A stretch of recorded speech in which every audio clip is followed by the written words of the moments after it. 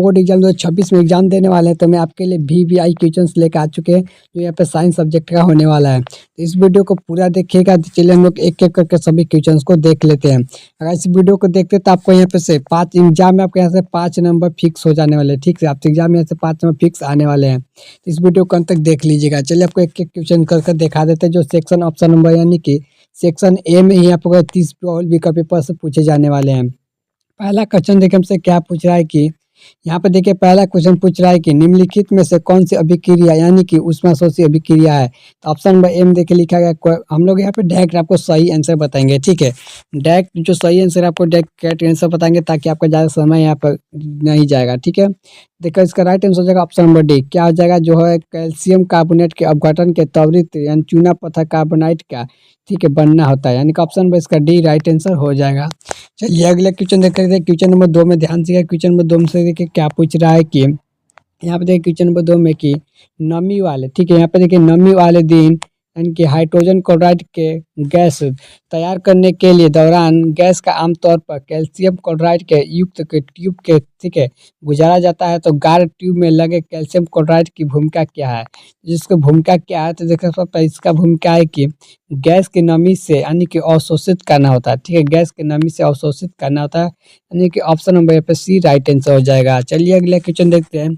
सारे most VVI question सबको board exam में 2026 में आने वाले हैं। ठीक, वहाँ से समझिए कि बोर्ड एग्जाम में छप गया है। यहाँ पे देखिए क्वेश्चन नंबर 3 में हमसे पूछ रहा है कि निम्नलिखित में से कौन सा समझाते श्रेणी में नहीं रखा जाता है, यानी कि निम्नलिखित में से कौन सा समझाते श्रेणी में नहीं रखा जाता है। तो इसका राइट आंसर हो जाएगा रासायनिक गुणों का परिवर्तन नहीं रखा जाता है। ठीक है, रासायनिक गुणों का परिवर्तन एक option number A right answer हो जाएगा। चलिए अगला क्वेश्चन देखते हैं। क्वेश्चन नंबर 4 में ध्यान से क्वेश्चन नंबर 4 क्वेश्चन नंबर 4 हमसे पूछ रहा है कि निम्नलिखित में से कौन सी दूध विस्थापन अभिक्रिया यानी कि दूध विस्थापन अभिक्रिया कौन सी है। तो देखिए सबसे नंबर ऑप्शन नंबर ए में भी देखिए दिखा गया दूध विस्थापन अभिक्रिया, ऑप्शन बी में भी है, यानी कि दोनों का सही है। इसका राइट आंसर हो जाएगा ऑप्शन नंबर सी। क्या हो जाएगा 1 और 2, यानी कि दोनों यहाँ पर राइट आंसर हो जाएगा ऑप्शन नंबर सी दूध विस्थापन अभिक्रिया। ये वीवीआई क्वेश्चन से हर साल पूछे जाने वाले क्वेश्चन है। ठीक है, इसको ध्यान में रख ले रहिएगा।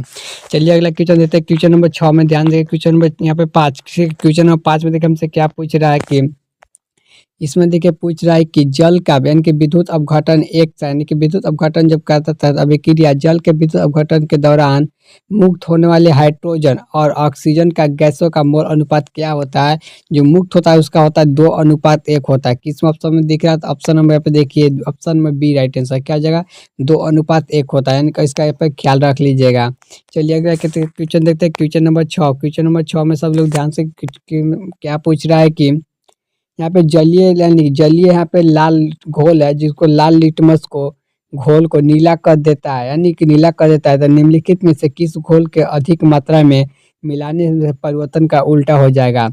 जो इसका राइट आंसर हो जाएगा, जो मिलाने से परिवर्तन होगा वो हो जाएगा हाइड्रोक्लोरिक अम्ल या इसको हाइड्रोक्लोरिक अम्ल बोलिए या हाइड्रोक्लोरिक एसिड बोलिए, एक ही बात है। ठीक है, इंग्लिश में बोल दिया एसिड बोल दिया, यहाँ पे अम्ल भी लिख सकता है, कोई दिक्कत नहीं है। इसका ऑप्शन नंबर पे डी राइट आंसर हो जाएगा। चलिए अगला क्वेश्चन देखते हैं। क्वेश्चन नंबर 7 में सब लोग ध्यान से क्वेश्चन नंबर 7 में देखिए हमसे क्या पूछ रहा है कि यहाँ पे है कि बेकिंग पाउडर यानी कि जो बेकिंग पाउडर होता है उसका एक घटक सोडियम हाइड्रोजन कार्बोनेट के दूसरे घटक के साथ जब अधिक करता है तो क्या होता है। जिसका अलगा नाम है वो है टार्टनिक अम्ल। क्या टार्टनिक एसिड हो जाएगा। क्या जो टार्टनिक एसिड, यानी कि ऑप्शन नंबर भी यहाँ पे बी राइट आंसर हो जाएगा। चलिए अगला क्वेश्चन देखते हैं। इंग्लिश आपको देखिए लिख देगा तो यहाँ पे टार्टिक एसिड लिखेगा। ठीक है, यहाँ पे अम्ल भी लिख सकता है। ठीक है, इसको ध्यान में रखिएगा। चलिए अगला क्वेश्चन देखते हैं। क्वेश्चन नंबर 8 पे सब लोग ध्यान दीजिए। क्वेश्चन नंबर 8 में क्या पूछ रहा है कि यहाँ पे धातुओं को जब खींच कर पतले तार में बदल देते हैं तो क्षमता को इस क्षमता को क्या कहते हैं। जब कोई भी जब धातु होती है जब उसको हम लोग पीट पीट के उसको बड़े चादरा में बदल देते हैं तो उसको क्या कहते हैं, तो उसको तन्यता कहते हैं। क्या कहते हैं, तन्यता, यानी कि option number A right answer हो जाने वाला है। ऑप्शन नंबर ए को सब लोग राइट कर लीजिए। चलिए अगला क्वेश्चन देखते हैं। क्वेश्चन नंबर देखिए क्वेश्चन नंबर 9 में देखिए क्या है।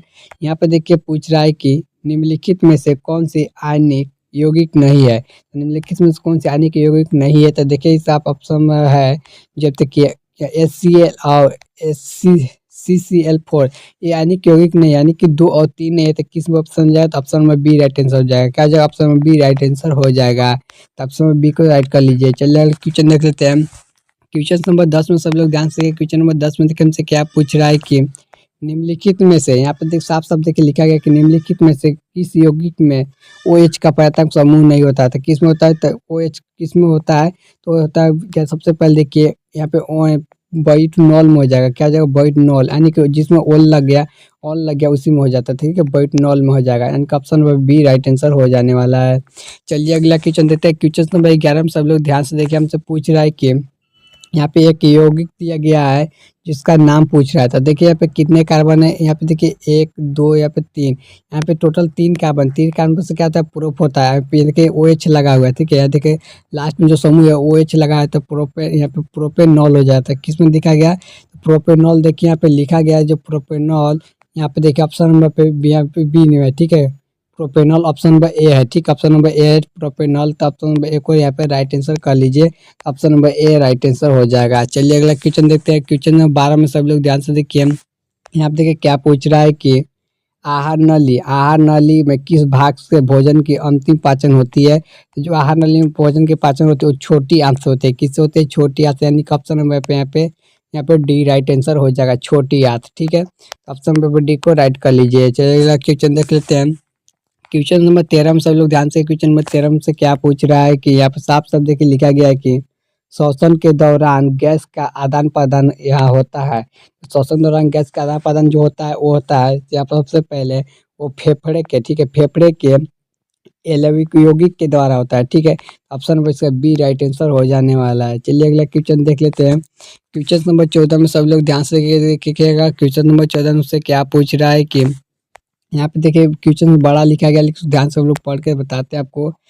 इस क्वेश्चन से देखिए मस्तिष्क के बारे में, ठीक है, मस्तिष्क के बारे में निम्नलिखित में से कौन सा कथन सत्य है?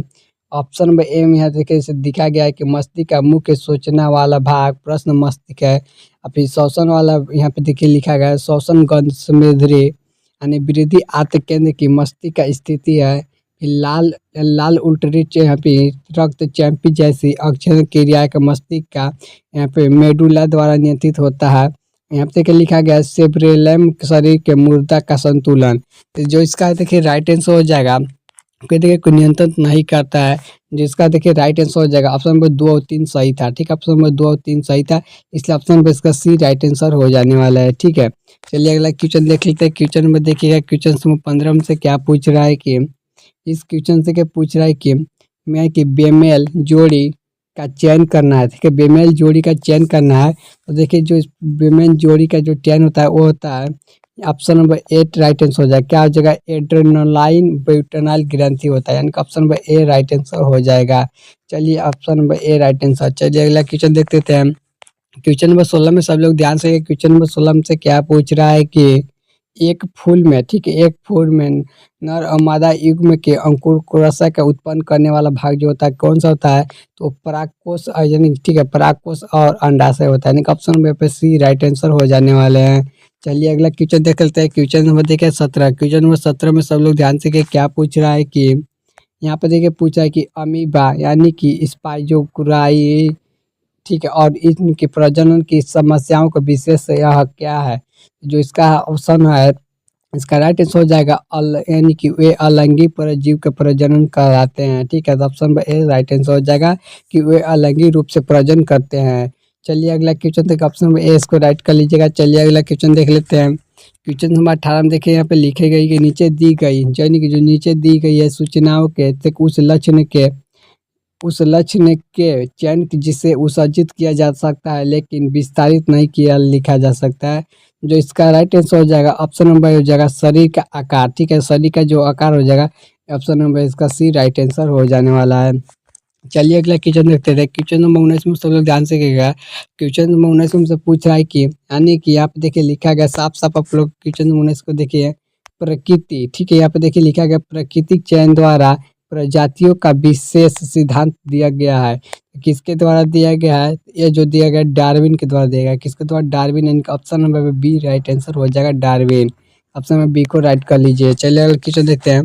क्वेश्चन नंबर बी को यहाँ पे देखिएगा, जो 20 नंबर यहाँ पे जो लास्ट क्वेश्चन है वो बताने वाले हैं। इस क्वेश्चन में देखिए पूछ रहा है कि निम्नलिखित में से कौन सा कथन सत्य है? तो कौन सा कथन सत्य है? ऑप्शन नंबर एम देखिए लिखा गया है।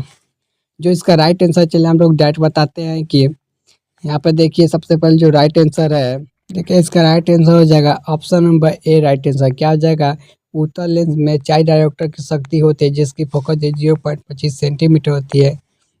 वहीं पे देखिए लिखा गया है ऑप्शन नंबर पे बी भी, यानी कि ऑप्शन नंबर ए और बी दोनों सही है। ठीक है, ए और बी दोनों सही है, यानी कि ऑप्शन नंबर बी दोनों सही है। ठीक है, तो दोनों को यहाँ पे ए और बी दोनों लगा लीजिएगा।